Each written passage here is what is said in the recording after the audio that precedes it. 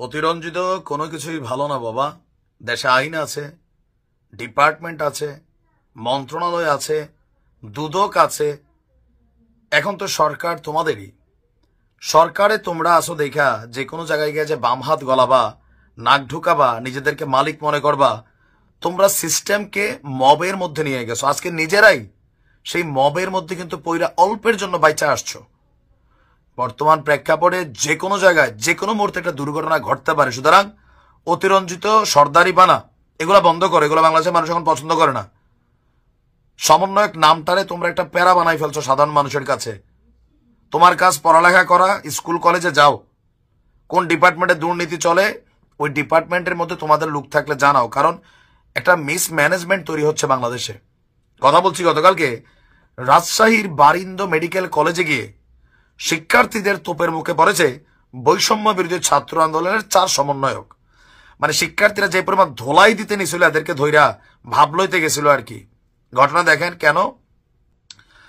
চাঁদাবাজ আখ্যা দিয়ে কলেজটিকে অবরুদ্ধ করে রাখে শিক্ষার্থীরা। 4 সমন্বয়কের চাঁদাবাজ বইলা পরে পুলিশের বিশেষ টিম, র্যাব মানে সেনাবাহিনী গিয়ে এদেরকে উদ্ধার করা লাগছে।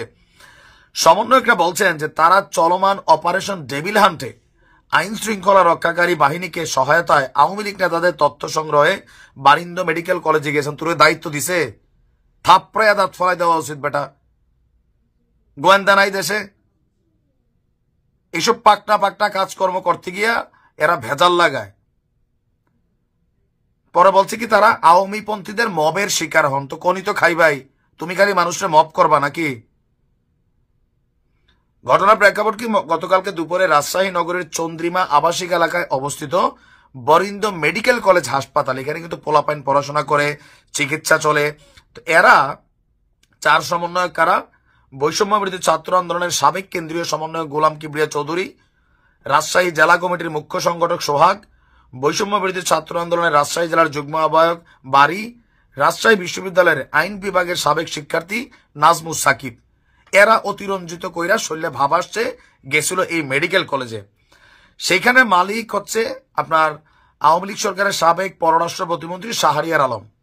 তো এরপর থেকে তিনি আত্মগোপনে আছে, প্রতিষ্ঠানটি পরিচালনা করে তার বাবা। করতেই পারে, সমস্যাটা কোথায়? বারিন্দা মেডিকেল কলেজের অধ্যক্ষ বলছেন সোমবার তারা এসে অফিসের সচিবের সঙ্গে দেখা করেছিল। তাদের দাবি জানতে আজ তাদের সঙ্গে ওনার বসার কথা ছিল, কিন্তু গতকালকে তারা এসে সরাসরি এমডির কক্ষে ঢুকে যায়। সেইখানে গিয়ে বিভিন্ন রকম ধমক টমক দেয়। সবার নিরাপত্তার স্বার্থে পুলিশে খবর দেওয়া হয়। এ সময় তারা মাফ চাইয়া পোলাপাইনের হালকা কিলগুতানি খাইয়া সেখান থেকে আপনার কোন রকমের প্রাণ টানিয়ে রক্ষা পায়।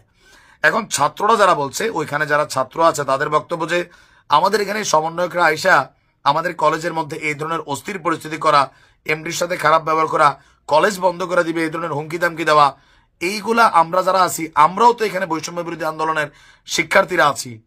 জুলাই আগস্টে আমাদেরও ভূমিকা ছিল, কিন্তু এখানে এসে গায়ের জোর দেখানো এইটা আমরা অ্যালাউ করি নাই।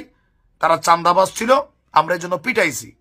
পরে পুলিশের বিশেষ টিম পাঠাইয়া এসপি সাহেব এদেরকে উদ্ধার করছে। আমি আবারও বলি ভাই, গাজীপুরের ঘটনায় শিক্ষা হয় নাই। দেশে আইন আছে, আইন তোমরা নিজের হাতে তুলতে গেলে তোমাদেরকে মপ করে পিটাইতে হবে, এটাই স্বাভাবিক। তোমরা নিজের আগে ভালো হও। পুরা আওয়ামী লীগ হয়ে গেছো তোমরা নিজেরাই, এখন ছাত্রলীগের ভূমিকা চলে গেছো। আইনের বাহিরে কোনো শিক্ষার্থীকে কোথাও মপ করতে গেলে লোকাল প্রতিষ্ঠান এদেরকে ঠেকাইতে হবে।